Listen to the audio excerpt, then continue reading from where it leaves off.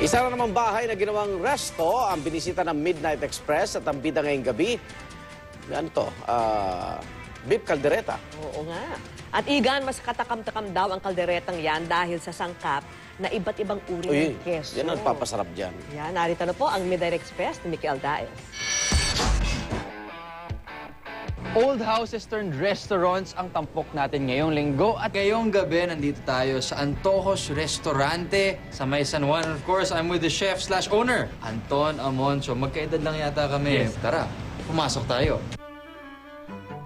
Isang avid antique collector daw ang may-ari ng bahay na ito, kaya't sa pintuan pa lang makikitang panahon pa ito ng mga Kastila. Katunayan, galing pa daw ito sa lumang simbahan na tinibag. Sa pamilya ni Severna Viring de Asis ang bahay na ito. Isa sa mga kilalang may kayang angkan sa lugar nung araw. Itinayo ito noong 1820s. When she passed away, binenta niya yung house sa amin. So that's the time when we start, okay, why don't we make this into a restaurant? Marami ang laman ng menu ng restaurant, pero ang isa raw sa kanilang bestseller ay ang cheesy beef caldereta. Pamana pa raw ng kanyang lola ang reseping ito. When I was a kid, yung grandmother ko, mahilig siyang magluto para sa amin.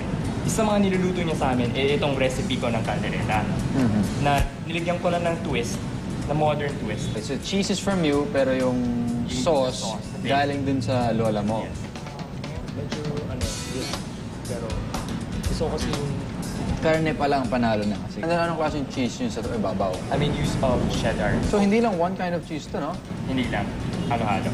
Para sa akin, sa lahat ng mga kaldereta na natitikman ko, usually napupunta yan sa dalawang category. Yung isa, yung sobrang alat. Yung isa naman, yung sumasobra yata sa tomato. Pero what I really like, and kailangan may high five tayo dito, yung cheese. Kasi yung cheese, pag linagay mo pa yung cheese, parang swabe. Guys, huwag kayong mag-alala dahil bukas itutuloy natin ang house tour and food trip dito lang sa Midnight Express. So yeah!